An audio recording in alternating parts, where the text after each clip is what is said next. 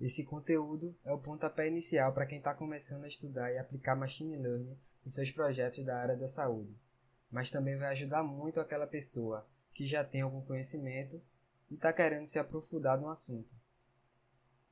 Tenho certeza que tem alguns conceitos importantes e o jeito que vejo Machine Learning vai ajudar muito a pessoa, independente do nível que ela está. É a primeira de muitas aulas de Machine Learning aplicada à saúde e com certeza um belo de um pontapé inicial aqui, numa jornada de compartilhamento de conhecimento. E eu fiquei pensando muito sobre o que eu ia falar aqui nessa primeira aula, sobre o que eu ia explicar para vocês, porque Machine Learning é um assunto bem gigantesco e eu estava na dúvida, será que eu começava com uma coisa mais técnica ou alguma coisa mais conceitual? Mas eu resolvi começar pelo começo e contar para vocês como que eu cheguei nesse mundo de Machine Learning. Bom, no início de 2017 eu fui fazer iniciação científica na faculdade e entrei em um projeto da área de odontologia e uma das minhas atividades era auxiliar a parte de análise dos dados do mestrado de um estudante de odonto. E eu me vi numa situação bem complicada porque eu não tinha nenhuma experiência com isso na época, não tinha pago nenhuma cadeira sobre o assunto, além de ter muita dificuldade com a área de programação. Além disso, eu tinha uma crença limitante de que só algumas pessoas tinham nascido com o dom de programar e tal, mas precisava fazer aquilo rápido, então eu fui atrás de algum método na internet, conversando com amigos, mas na verdade não encontrei nenhum passo a passo que fosse completo e que eu pudesse simplesmente seguir e resolver aquele problema que eu tinha. Então fiz o que pude naquele momento, mas foi muito mais no esforço mesmo do que utilizando as melhores técnicas que a gente tem disponível no momento, né? Mas logo em seguida eu me comprometi de estudar para aprender de fato a melhor maneira ou a maneira mais inteligente de analisar aqueles dados, mas eu ainda não sabia exatamente como que eu ia fazer isso.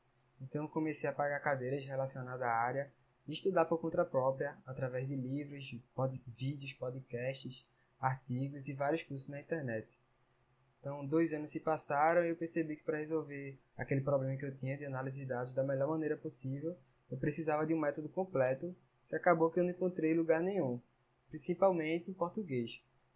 Em inglês eu ainda achei bastante conteúdo de qualidade, embora sempre estava muito bem fragmentado em vários lugares e em vários formatos diferentes. Mas depois de muito esforço e agora seguindo esse passo a passo que montei, selecionando os melhores conteúdos que eu consumi, eu consegui fazer aquela análise de dados e acabou que virou meu trabalho de conclusão de curso, né, meu TCC, no final do ano passado. Então, abracei a missão de compartilhar esse conteúdo com vocês e ajudar o máximo de gente possível por aqui. Mas enfim, vamos para a aula de fato agora. Vou começar dando uma visão geral sobre o que a gente vai falar nessa aula. Vamos dar uma conversada hoje sobre o que é Machine Learning, por que usar Machine Learning para resolver nossos problemas e quais problemas que podem ser resolvidos utilizando Machine Learning. Antes de explicar o que é Machine Learning, eu quero deixar claro o significado de um termo que você provavelmente já escutou falar, que é inteligência artificial, e hoje muita gente comenta, mas pouca gente entende realmente o que significa esse termo. Talvez por causa dos filmes de robôs que traz algum tipo de apocalipse e substitui a gente em todo tipo de atividade, muita gente acaba tendo essa visão errada sobre a inteligência artificial, né? Que na verdade a realidade é bem diferente. O campo de IA ele foi estruturado há muito tempo, lá por volta de 1956, mas só ganhou popularidade nos últimos anos, principalmente por causa da capacidade de processamento dos computadores, e agora, e da grande quantidade de dados que a gente tem disponível hoje, além de todo o movimento Big Data também. E te explicando de maneira bem resumida, inteligência artificial nada mais é que uma extensão das capacidades humanas que nos ajuda a resolver vários problemas que a gente não consegue resolver sozinho ou, ou resolve com muita dificuldade. Ou seja, IA é qualquer técnica que permite que os computadores imitem a inteligência humana usando lógica, regras de programação, machine learning ou deep learning. Já machine learning é uma sub-área de IA, uma alternativa para chegar a uma IA, que inclui técnicas estatísticas que permitem que as máquinas aprendam a realizar determinadas tarefas a partir da experiência que ela adquiriu dos dados que foram fornecidos a ela.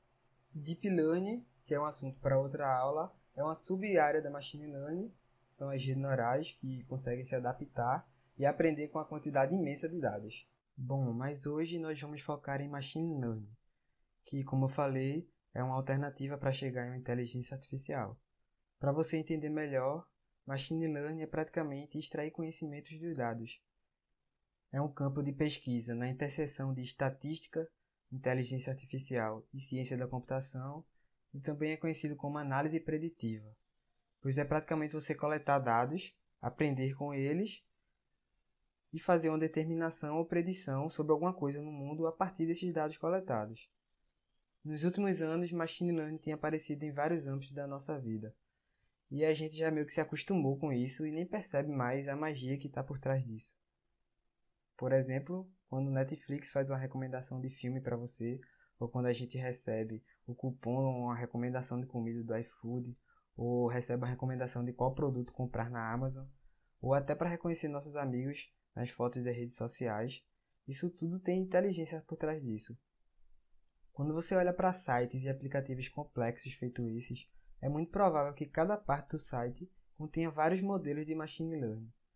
E aí, se a gente sair um pouco das aplicações comerciais, que a gente tem contato no nosso dia a dia, o aprendizado de máquina também está tendo uma influência muito grande sobre a forma como as pesquisas, que são conduzidas por dados, é feita hoje no mundo, e aqui no Brasil também. Ela está sendo usada para resolver vários problemas científicos, como analisar sequências de DNA, fornecer tratamentos de câncer personalizados, identificar transtornos de saúde mental, além de auxiliar no diagnóstico de várias doenças.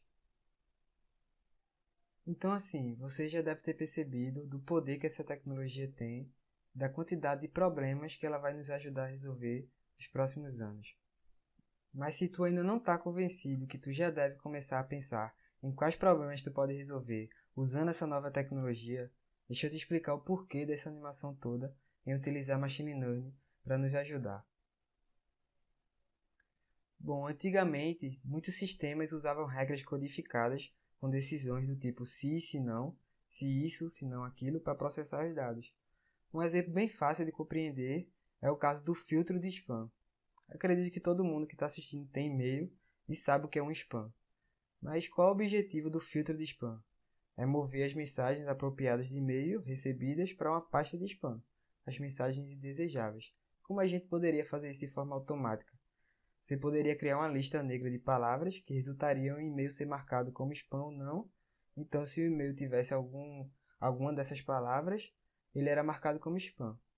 Pronto, esse seria um exemplo do uso de um sistema de regras projetados por especialistas, assumindo que a gente sabe exatamente o que é e o que não é um spam, para resolver um problema de forma inteligente. Só que é aí que mora o problema, porque você fazer essas regras de decisão de forma manual só é viável para algumas aplicações bem restritas, principalmente as que a gente, ser humano, consegue compreender bem o processo para conseguir modelar ele. Só que usar essas regras codificadas manualmente para tomar decisões tem duas desvantagens. A primeira é que a lógica para tomar uma decisão é específica de uma única tarefa, ou seja, mudar a tarefa, mesmo que ligeiramente, pode exigir que tu refaça todo o sistema, o que é inviável. E a segunda desvantagem é que projetar regras requer um profundo entendimento de como uma decisão deve ser tomada por um especialista. E tem determinadas coisas na vida que a gente não consegue identificar um padrão de como aquele elemento da natureza se comporta. Um exemplo de onde essa abordagem de codificar manualmente falha é na detecção de rostos em imagens. Hoje, todos os smartphones podem detectar um rosto em uma imagem, mas a gente sabe que nem sempre foi assim. A detecção de rostos era um problema que não tinha sido resolvido até agora, há pouco tempo, por volta de 2001. E o principal motivo é que a maneira que os pixels são percebidos pelo computador é muito diferente de como a gente percebe o rosto de uma pessoa. E essa diferença na representação torna basicamente impossível para um humano criar bem um conjunto de regras computacionais para descrever o que constitui o rosto em uma imagem digital. Já usando Machine Learning, simplesmente apresentando uma base de dados com um monte de imagem de rosto é suficiente para um algoritmo determinar quais características são necessárias para identificar um rosto. Estás conseguindo perceber a facilidade que isso nos traz? Beleza, talvez tu esteja se perguntando agora quais tipos de problema que a gente pode resolver utilizando Machine Learning. E a resposta para essa pergunta é que praticamente todo problema que você extraiu dados para gerar algum conhecimento baseado neles pode ser resolvido utilizando machine learning. E os tipos mais bem-sucedidos de algoritmos de aprendizado de máquina são aqueles que automatizam processos de tomada de decisão, generalizando a partir de exemplos conhecidos. Então, nesse cenário que é conhecido como aprendizado supervisionado, o usuário, no caso a gente, fornece ao algoritmo pares de entrada e saídas, e o algoritmo encontra uma maneira de produzir uma saída dada uma nova entrada. Ou seja, o algoritmo é capaz de criar uma saída para uma entrada que ele nunca viu antes, sem a ajuda de um humano, apenas com os exemplos que você ensinou para ele antes. Vamos voltar lá no exemplo de classificação do spam, para a gente entender melhor como é que funciona. Bom, o usuário fornece ao algoritmo um grande número de e-mails, que é a entrada, juntamente com a informação de quais desses e-mails é spam, que é a saída. E o algoritmo vai aprender com esses e-mails. Dado o novo e-mail, o algoritmo vai produzir uma previsão sobre se esse e-mail ele é ou não spam. Como já disse antes, os algoritmos de machine learning que aprendem com pares de entrada e saída, eles são chamados de algoritmos supervisionados de aprendizagem, porque um professor fornece uma supervisão aos algoritmos sobre as saídas para cada exemplo dado anteriormente. Vamos ver mais alguns exemplos de tarefas de aprendizado de máquina supervisionada para ficar mais claro. Por exemplo, classificando tumores em imagens médicas. Aqui a entrada é a imagem e a saída é se o tumor é benigno ou maligno. Aí, para criar um conjunto de dados para construir um modelo, você vai precisar de um banco de dados de imagens médicas. Você também precisa de uma opinião de um especialista. Por isso, um médico precisa olhar todas as imagens e decidir quais tumores são benignos e malignos. E pode até ser necessário fazer um diagnóstico adicional, além do conteúdo da imagem, para determinar se o tumor da imagem é canceroso ou não. Bom, outro exemplo é na detecção de fraudes no cartão de crédito.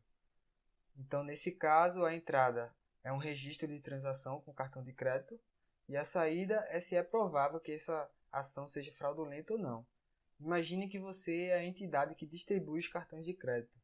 A coleta de um conjunto de dados significa armazenar todas as transações e registrar se o usuário relatar qualquer transação como fraudulenta. Então, uma observação interessante sobre esses exemplos é que, embora as entradas e saídas pareçam bastante parecidas, o processo de coleta de dados para essas duas tarefas é muito diferente. A obtenção de imagens e os diagnósticos médicos exigem não só máquinas caras, mas também conhecimentos especializados, para não mencionar as preocupações éticas e os problemas de privacidade. Já no exemplo de detecção de fraude do cartão de crédito, a coleta dos dados é muito mais simples, porque os próprios clientes vão estar fornecendo a saída desejada toda vez que eles denunciarem uma fraude. Então, tudo o que você precisa fazer para obter os pares de entrada e saída de atividades fraudulentas e não fraudulentas é simplesmente esperar. Então, assim, se tua tarefa puder ser formulada como um problema de aprendizado supervisionado e você for capaz de criar um conjunto de dados que inclua o resultado desejado, ou seja, a saída, o rótulo dessa entrada, provavelmente você será capaz de resolver o seu problema utilizando machine learning. Existe também outro tipo de aprendizagem, chamada de não supervisionada. Nesse caso, a gente conhece apenas os dados de entrada, logo a gente não fornece nenhum dado de saída ao algoritmo. E embora existam muitas aplicações bem-sucedidas nesses métodos, eles geralmente são mais difíceis de compreender, de entender e avaliar de fato o que está acontecendo. Bom, um exemplo bem comum de aprendizagem não supervisionada é a segmentação de clientes em grupos, com preferências semelhantes. Ou seja, dado um conjunto de registro de clientes, é muito útil identificar quais clientes são semelhantes e se há grupos de clientes com preferências semelhantes. Por exemplo, para um site de compras, esses grupos podem ser pais, ou amantes de livros ou gamers. Como você não sabe de antemão quais podem ser esses grupos, ou quantos deles, você não tem nenhum resultado conhecido a priori. Bom, até então eu trouxe exemplos de machine learning em áreas que você provavelmente já teve contato para você ver que não é nada de outro mundo, e que a gente já está convivendo com essa tecnologia até um certo tempo, inclusive. Mas se tu ainda não está convencido que tu já deve começar a usar machine learning nos teus projetos, deixa eu te apresentar uns exemplos de como a galera já está usando machine learning aplicado à saúde aqui no Brasil. O primeiro exemplo que eu quero apresentar para vocês é a Pixels, que é uma startup, e eles desenvolveram uma plataforma baseada em visão computacional que permite o diagnóstico automatizado mais rápido e com baixo custo. Eles desenvolveram praticamente um microscópio automatizado que analisa a amostra que foi inserida pelo técnico do laboratório. Então a inteligência artificial identifica os objetos de acordo com o exame selecionado, a fim de concluir o diagnóstico. E, em seguida, o diagnóstico já pode ser disponibilizado em arquivo PDF. Outra startup brasileira é a Oriental Med, que produziu um dispositivo que é uma espécie de bafômetro, onde o paciente assopra o aparelho e em poucos minutos é capaz de identificar cerca de 15 doenças como gastrite, pneumonia, diabetes e até intolerância à lactose. Outro exemplo massa é de uns pesquisadores da USP que desenvolveram uma ferramenta que utiliza IA para detectar o glaucoma. Então, assim, vocês conseguem perceber a grandeza e o impacto na sociedade que essas soluções trazem, né? E todas elas baseadas em inteligência artificial. É muito mais que uma tecnologia inovadora que facilita os trabalhos profissionais de saúde. Faz parte de todo um processo de democratização do diagnóstico de qualidade. Bom, mas fugindo um pouco dessa área de diagnóstico, outro dia eu estava no Instagram e apareceu para mim a propaganda da Boticário. Ela estava divulgando seu novo perfume que foi criado por uma inteligência artificial. Eu fiquei muito pilhado para entender como que eles fizeram esse perfume e tal, e qual o impacto que isso teve e está tendo nesse mercado, que não é de saúde diretamente, mas é o de bem-estar que é diretamente ligado e também é muito forte. E eu descobri que o processo de criar a fragrância de um perfume é muito complexo e envolve a combinação de um monte de ingredientes e a repetição de N tentativas e erros até chegar a uma fórmula que agrade ao nariz do mestre de fragrâncias e dos clientes, que é o mais importante. E só para você ter uma ideia, para você se tornar um mestre de fragrância boladão, demora até 10 anos para o cara ficar realmente bom no negócio, porque eles trabalham com milhares de ingredientes que, quando misturados, vão criar a base para o perfume. E dentro de um perfume geralmente tem em torno de 80 a 200 fragrâncias. Esse ajuste fino entre ingredientes é que dá o toque final e determina se a fragrância vai ter ou não sucesso. Então, a Boticário chamou a IBM para criar um sistema baseado em inteligência artificial para tornar o processo mais rápido e mais fácil. Eles olharam com a IBM uma base de dados com cerca de 1.090.000 fórmulas e viram dentro delas o que funcionou, o que não funcionou, o que ia bem, o que não ia, o que o consumidor gosta, o que ele não gosta. E o sistema retorna como saída uma proposta de uma fórmula para um novo perfume. E o resultado foram duas combinações de fragrâncias que levavam um pouco de frutas, flores, doces, especiarias, madeiras e até umas notas meio inusitadas como pepino, leite condensado, coisas que para os perfumistas era totalmente fora do padrão que eles estavam acostumados. Outra surpresa bem relevante foi a redução do tempo do desenvolvimento dos novos produtos, que ocorreu em apenas 6 meses, enquanto que um processo convencional pode ocorrer até em 3 anos. Isso muito devido às repetições de combinações para os testes olfativos. Aí você pode pensar, então o mestre de fragrância perdeu o emprego, é a tecnologia roubando o emprego do cara e tal. Só que na verdade, quando você otimiza o processo, os profissionais têm mais tempo disponível para fazer o que a máquina não consegue fazer, que é lapidar o produto final, que demanda sentimento e emoção. Até porque, se tratando de despertar emoções, ainda não tem nada melhor que outra pessoa, né?